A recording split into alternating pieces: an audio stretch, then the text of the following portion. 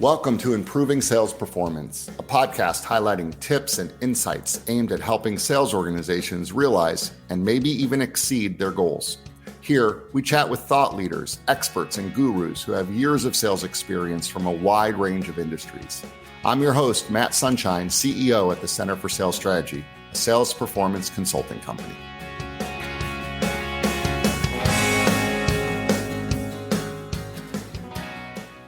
In this episode, we're once again consulting the latest media sales report by the Center for Sales Strategy. Today, we're asking the question, why are so many media sales managers lacking superstar talent?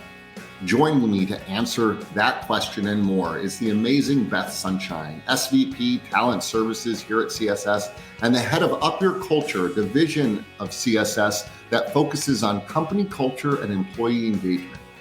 Of course, Beth provides such valuable insights like how, contrary to popular belief, it's not poor performers, but average performers that weigh an organization down. Why managers can't nurture their superstar talent by coaching from the locker room. And finally, how if a seller has unrealized talent, the right mixture of training and feedback can help transform them into a genuine superstar. With that, let's get the conversation started.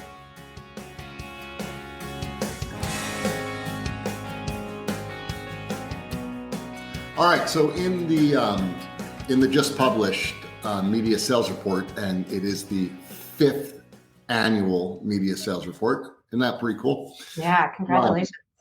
In the 5th annual media sales report, 75% of sales managers don't consider the majority of their teams to be superstars. Let that sink in just for a second.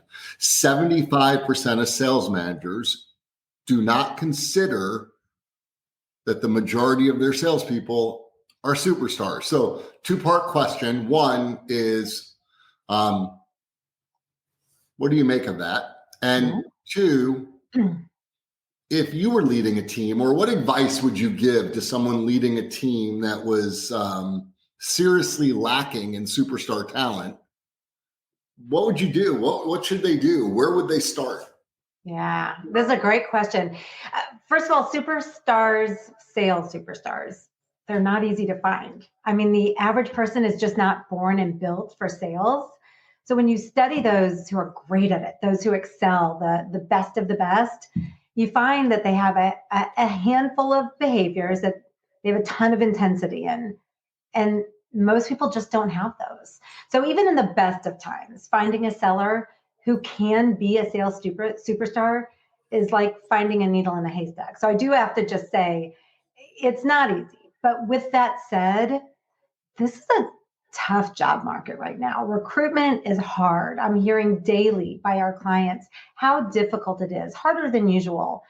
And to achieve sales excellence, you have to start with someone who has the potential for excellence. You know, what you get out of it, what you put into it. You're only going to have excellent outcomes if you hire people with the potential for excellence. So the best hiring managers follow a highly structured process. They use a validated talent assessment built specifically for sales so that they do have the advantage they need to spot superstar potential.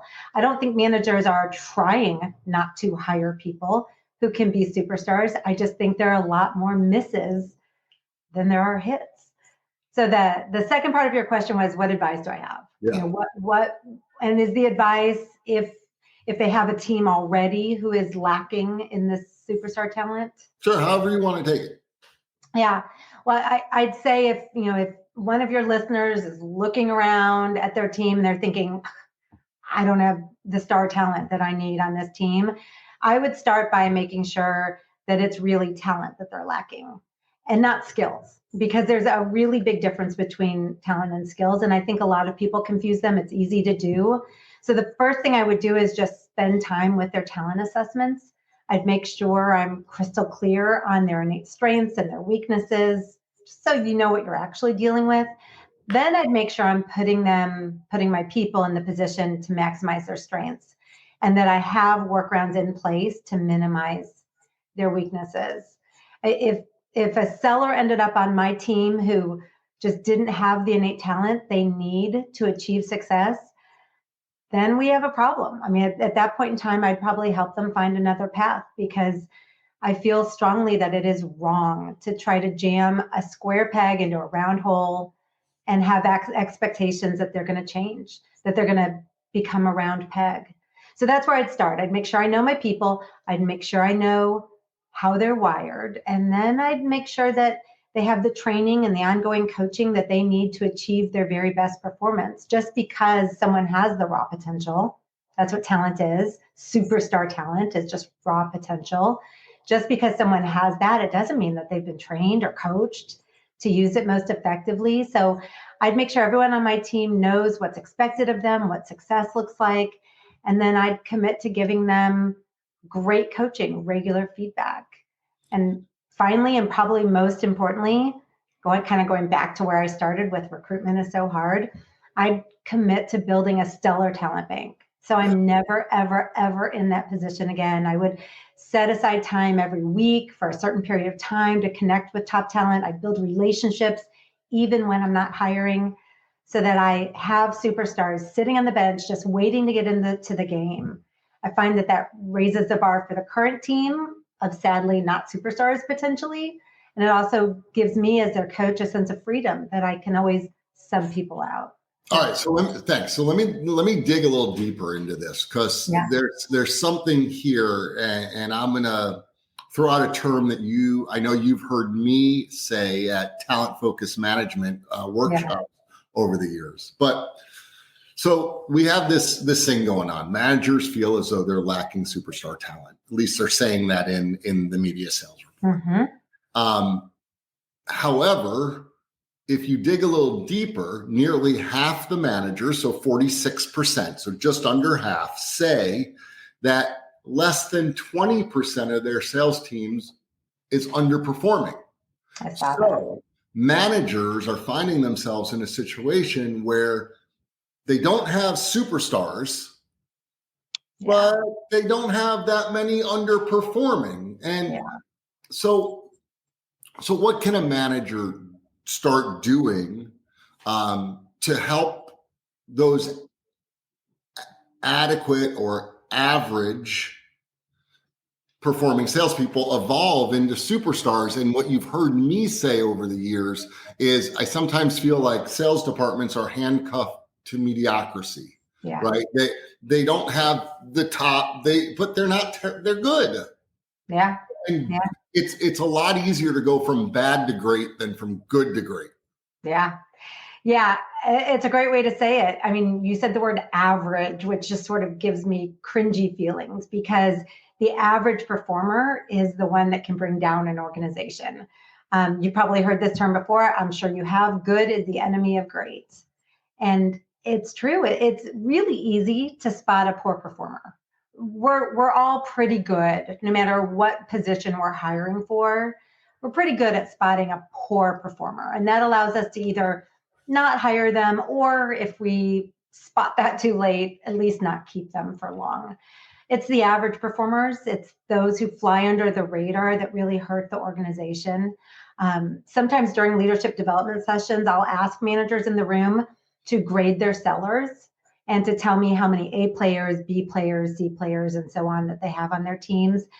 And I find it really fascinating, because the same thing happens really everywhere. They typically, and I'm curious if you've had the same experience, they typically have some of each, with the fewest numbers considered A players, not a ton of those, and probably the most of them B or C players.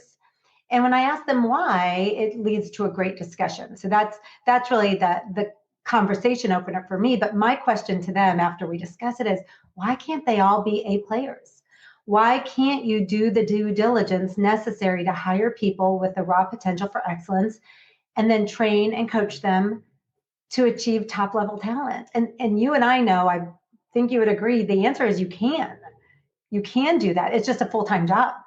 It's a full-time job. So to answer your question about what managers can do to help those average performers evolve into superstars, I'd say first and foremost, they have to make sure that they have the potential to be superstars in the first place. If they do have that potential for excellence, they should invest in them. I mean, that investment is everything. From the very beginning, though, they need to spend time making sure that that person's clear on what their strengths are. Make sure that they know how to use their strengths. We give our clients a tool called the Top Talent Report. It's a great conversation starter. If you give your new employee this Top Talent Report, or even an existing employee, this Top Talent Report, have them read through their strengths and all of the recommended strategies they can use to maximize their strengths. Have a conversation about that. Provide them with strategies, like really dig into those talents. That would be number one. And then provide top-notch training. Obviously, they need to have the knowledge and the skills necessary for success. Sales is hard. It's so hard to be a great salesperson. So you need to, as a manager, make it your full-time job to arm them, support them, give them clear expectations so that they know what they're shooting for, recognize their good work often. Also, I could preach about this all day, but you want to spend time in the field so you can be their eyes and ears. Just like a football coach, got football in the brain now for obvious reasons, just like a football coach can't coach from the locker room, a sales manager has to see their players in action. They have to see their sellers on the field to be able to point out what they're doing right, to be able to help them do it better and better and better every time. So I would recommend that. And then, another thing managers can do is schedule regular one-on-one meetings to discuss the seller's target accounts, next steps, and obstacles. All of that to me equals investment. So you have to make sure you have the right talent. And then if you do, it's all in your investment to bring them to that level of top performer. Yeah, so I want to go. I want to go a little deeper in some things that you were saying. A component of this lack of superstars could be regular feedback, or not. That's kind of what you were touching on a little bit. Okay. So here's some data. 55% of managers feel as though they don't spend enough time each week coaching members of their sales team. 44% of salespeople say they don't receive feedback on their talents on a regular basis. Yeah. So and you brought up, so I'll come to the question in a second. I want to divert for a second. You brought up football. So I'll go a little deeper on football. What door did I open? No, this little exchange you and I were having, you, me, and some other people were having earlier today on the impact of coaching. Okay? The investment, coaching. So Nick Saban just retired. Whether you're a fan of Alabama or not, doesn't matter. Greatest college coach ever. Or if you don't believe that, he's certainly in the top 2 or 3 of all time. For sure. So, but is it just Alabama? So I did some research. And before he got his first coaching gig, I think was Toledo. Before he got to Toledo, they were 26 and 28. In the 5 years before he got there, they were average 26 and 28. He got there, they went 9 and 2. And then he went to Michigan State. In the 5 years before he got to Michigan State, they were 27 and 29. They lost more than they won. After he went there, they were 34 and 24. So then he goes to LSU. Before he got there, they were 30 and 23. 30 wins, 23 losses. After he goes there, they go 48 and 16. Yeah. Then he goes to Alabama. They were 36 and 27, just slightly better than 500 the 5 years before he got there. And obviously he went 206 and 29 over his tenure there. So coaching does make a difference. I mean, all those schools had some variation of talented athletes on their team. And certainly the teams with the most talent are going to win out over the team, but it needs coaching. It needs investment. Absolutely right. I love the way you think about that, and looking at a team like Alabama, Nick Saban, the magic is sort of cyclical. It starts, well, I don't know, It's a chicken or the egg kind of thing. Right. But it starts by building a great program. When you have a great program, you attract great talent. So recruiting becomes easier and easier. So he created something that he's attracting 5-star athletes to, and they're performing at a higher level. It's exactly the way business can work. All right. So now back to that question of managers feel as though they don't spend enough time in the field and salespeople don't feel as though they get regular feedback. What can a manager do to improve this? What are some actionable things that they can do to ensure that feedback happens on a regular basis? What do you recommend? Well, first, I'd say that you have to make this a priority. And I mean, that sounds like such a no-brainer, but it's true. As a manager, you're rarely going to find yourself with nothing to do and just happen to discover that it's a great time to coach your seller. That those moments rarely happen organically. It's something that typically has to be planned. It has to be on your calendar for it to regularly happen. So I would start by putting those things on your calendar. And then also, just to kind of recap what I said a moment ago, for coaching and feedback to work, the seller has to have really clear expectations.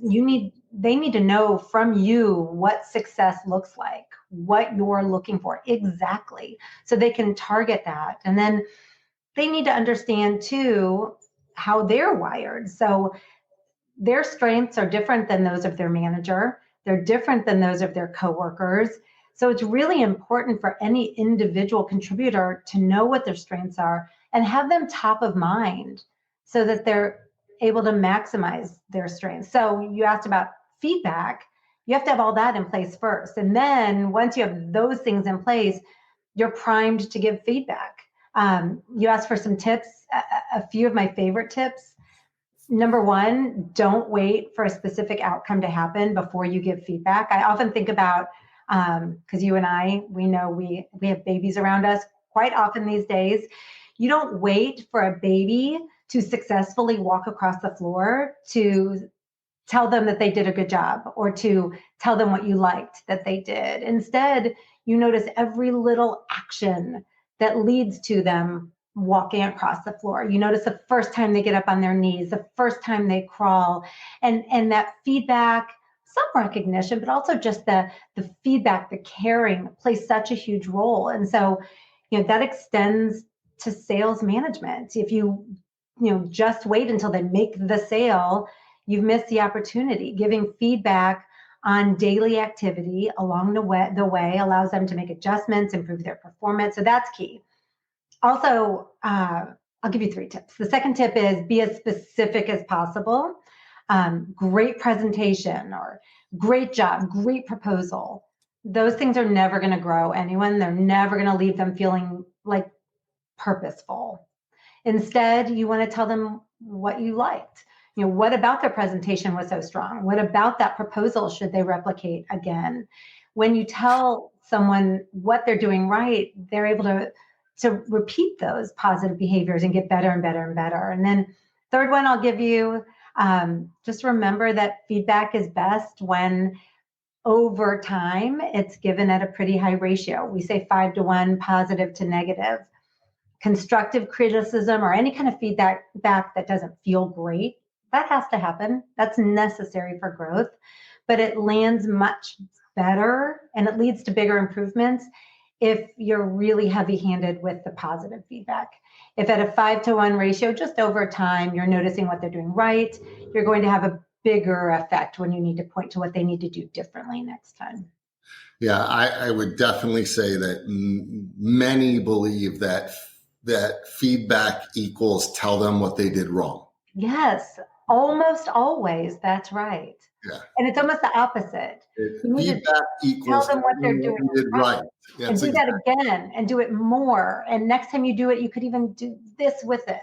That's Speaking of football, there's a great article in Harvard Business Review from a few years ago. It talked about Tom Landry, Cowboys coach, that would show the video, would show the film of the players doing it right, and on occasion doing it wrong, but for the most part only doing it right. And when asked about that, he said, there are lots of ways to do it wrong. Why would I show video on that? There's only one way to do it right.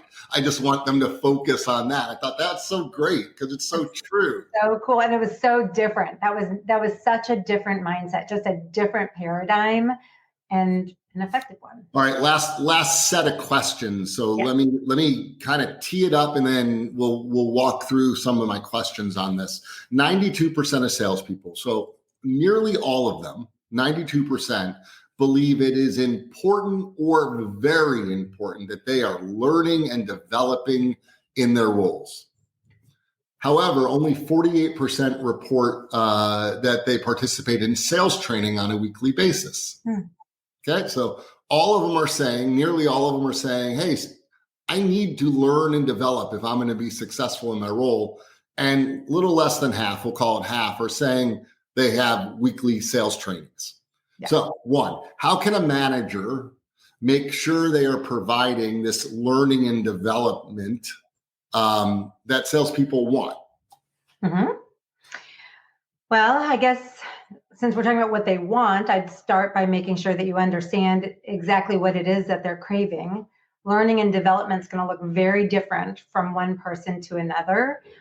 So being as individualized as possible, I would say is job number one. Also, you want to identify the gaps so you can fill them. So, learning and development, are we talking about just taking them to the next level, or is there something that they're missing? Is there something that if they improved that thing, they could be so much better?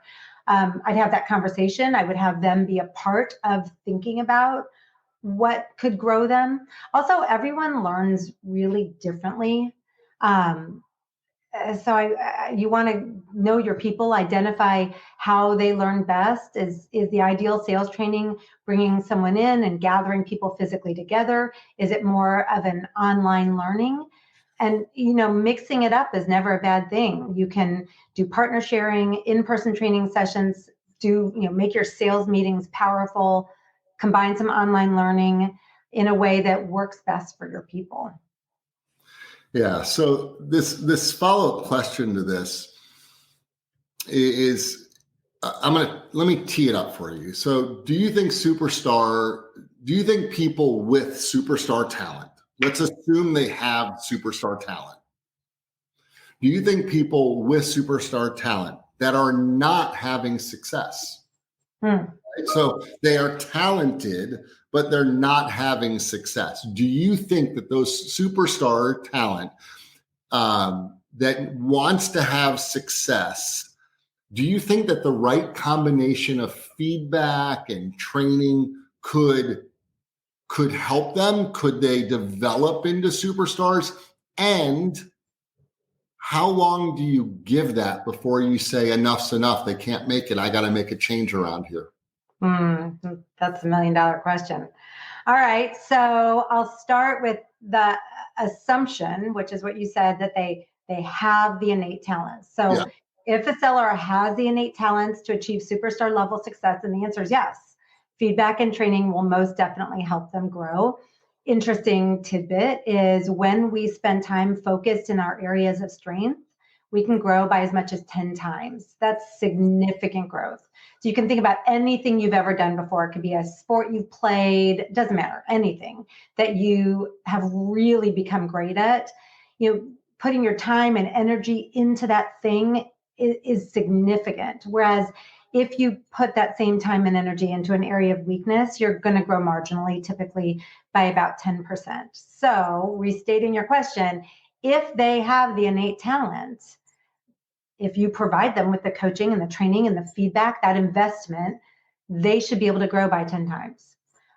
If they're not wired for that level of success, like I said, most people are not wired to be sales superstars, then all the feedback and training in the world is not going to get them to that level. It's going to get them 10% better, which is not fair to them and it's not fair to your organization. But assuming that they have the right stuff, then you need to start thinking, of course it takes time. It takes a long time to learn a new organization, your products. There is there is a period of time that you really need to allow someone to acclimate and onboard. If they're not making it happen, and I can't tell you what that period of time is because it's different for every organization, but if a manager reaches a point where they're like, we should be there by now, and they're not, then I would start questioning engagement. Then I would start thinking about, is this culture the right fit for them? Are they engaged? Are they showing up to work with their sleeves rolled up, excited to make this happen?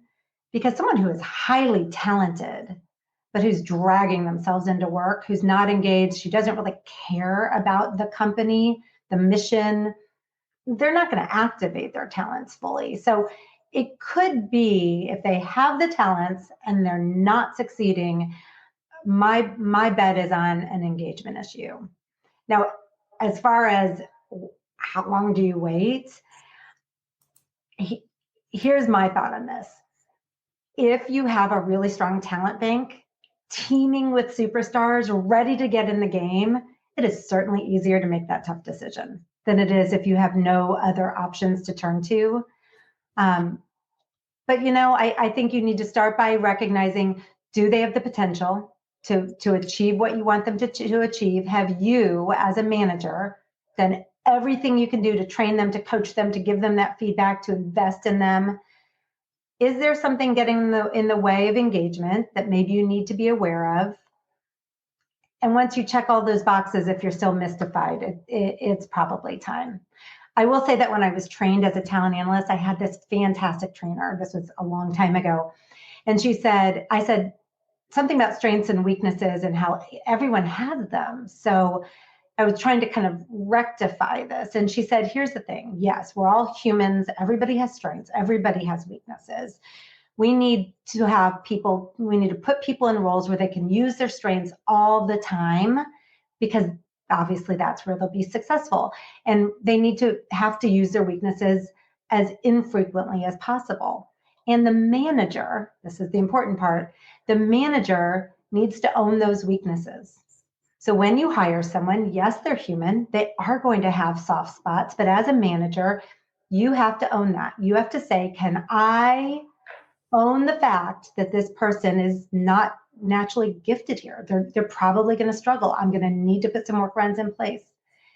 And so sometimes it's a matter of looking in the mirror. Did I do what I needed to do as a manager? Did I coach them the way I needed to coach them?